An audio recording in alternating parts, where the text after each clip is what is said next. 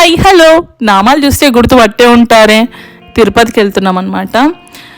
అయితే అమ్మ ఎప్పుడు అనేది నీ పుట్టు వెంట్రుకలు ఇవ్వడానికి తిరుపతికి వెళ్ళాము మేము. నువ్వు చాలా చిన్నగా ఉన్నావు అప్పుడు అని. కానీ అప్పటి నుంచి ఇప్పటి వరకు నాకు తెలివి వచ్చాక ఒక్కసారి కూడా తిరుపతి కొండ ఎక్కలేదు. కానీ ఇన్ని ఇయర్స్కి ఎప్పుడు వెళ్తున్నాను నేను. అంటే దేవుడు ఎప్పుడు మనం ఆ కొండకి రప్పించుకుంటాడో మనకు అప్పుడే ఆ భాగ్యం దక్కుతుంది దేవుడి దర్శనానికి అని నేను అనుకుంటాను నా మనసులో. లెట్ మీ నో ఎంతమంది ఇప్పటివరకు ఇంకా తిరుపతికి వెళ్ళలేదో ఇన్ మై కమెంట్ సెక్షన్. అయితే మేము స్టార్ట్ అయింది థర్స్డే ఈవినింగ్ అనమాట, అరౌండ్ 4:30కి. కానీ అక్కడికి రీచ్ అయ్యేసరికి కదా ఫ్రైడే మార్నింగ్ 2:30 వరకు అక్కడికి వెళ్ళిపోయామన్నమాట. ఇంచుమించు మాకు 10 hours పట్టింది. అంటే మేము మధ్యలో బ్రేక్ కూడా తీసుకున్నాం, టీ కాఫీ అలా తాగేసి మళ్ళీ స్టార్ట్ అవ్వాము అనమాట. కంటిన్యూస్గా డ్రైవ్ అంటూ ఏం లేదు, మళ్ళీ బ్రేక్ తీసుకుంటున్నాం అనమాట మధ్యలో.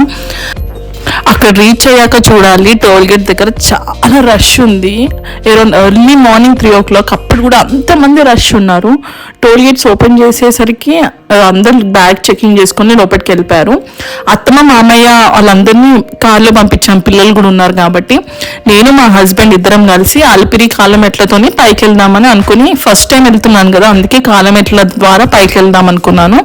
నేను ఇంకా మా హస్బెండ్ ఇంకా మొక్కుని ఫస్ట్ మెట్టు దగ్గర స్టార్ట్ అయ్యామన్నమాట. రాజగోపురం దగ్గరకు వచ్చేసరికల్లా మేము 4:45కి రీచ్ అయ్యాం. కానీ వాళ్ళు ఏమన్నారంటే 5కి ఓపెన్ చేస్తాం గేట్స్ అని. సరే అని 5 వరకు అక్కడ వెయిట్ చేసి 5కి ఓపెన్ చేయగానే ఇంకా పైకి స్టార్ట్ చేశారు అందరూ నడక. నేను 150 మెట్లు ఎక్కాను. ఇంకా నాతో అస్సలు అవ్వలేదు. ఇంకా నేను ఎక్కలేను అనుకున్నాను. దేవుడు నన్ను కొండ కింది వరకు రప్పించుకున్నప్పుడు ఇంత దూరం నుంచి కొండ పైకి వెళ్ళలేనా అనుకున్నాను.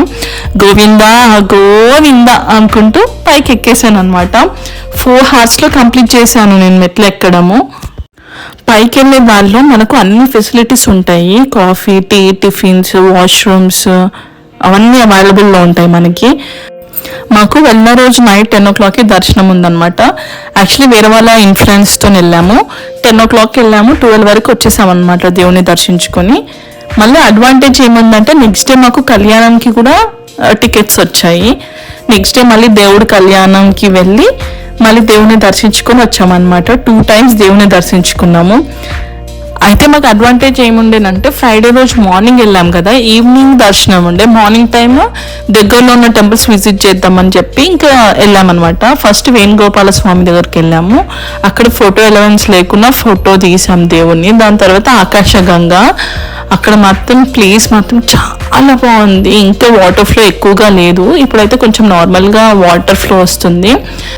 ఇంకా గుడి పక్కనే వాటర్ ఫ్లో ఉంటే మొహం కడుకొని వాటర్ తాగేసి పక్కనే ఉన్న పాప వినాశనం గుడికి వెళ్ళామన్నమాట. అక్కడ కూడా దేవుడి దగ్గర అర్చన కూడా చేపించుకొని, ఏదో గోమాతకి ఎంతో చేస్తే మంచిదని అంటే ఆ గోమాతది కూడా అర్చన చేపించుకొని ఇంకా నెక్స్ట్ కపిలతీర్థానికి వచ్చినాం అనమాట. ఇక్కడ మాత్రం వ్యూ చాలా బాగుంది, అల్టిమేట్ అని చెప్పొచ్చు. కానీ ఫ్లో ఆఫ్ వాటర్ లేదు, అసలు ఎక్కడ లేదు. ఎందుకంటే వర్షాలు చాలా తక్కువగా ఉన్నాయి కదా, అందుకే ఫ్లో ఆఫ్ వాటర్ ఎక్కువ లేక అంత అనిపించట్లేదు. కానీ వాటర్ ఫ్లో ఎక్కువ ఉంటే మాత్రం చాలా బాగుంటుండే వ్యూ. అక్కడ కూడా దర్శనం చేసుకున్న తర్వాత ఇస్కాన్ టెంపుల్కి వచ్చాము. ఇస్కాన్ టెంపుల్కి వచ్చాక అక్కడ పీస్ ఆఫ్ మైండ్ ఉందన్నమాట, సైలెన్స్ అంతా కామ్గా ఉంది.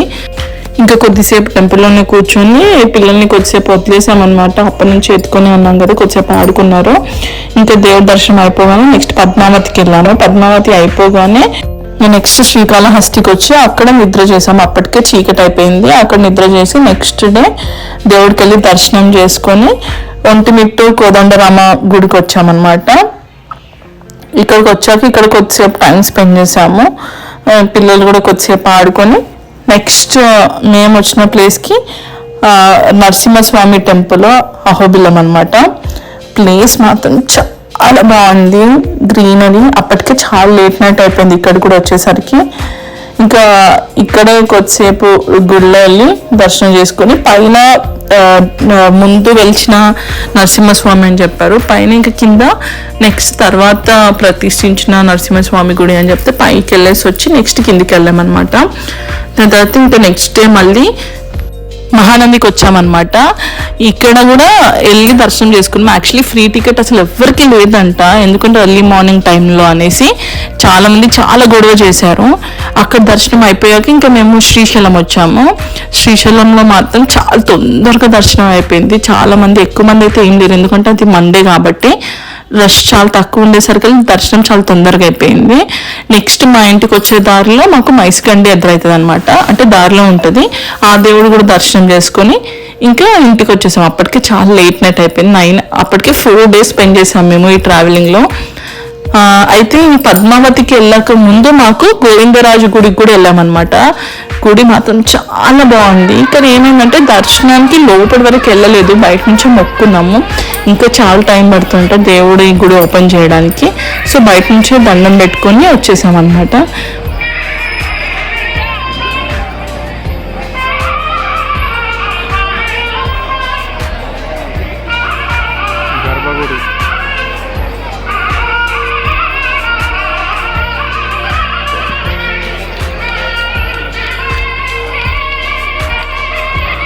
If you like my video, please do like, share and subscribe to my channel. Bye.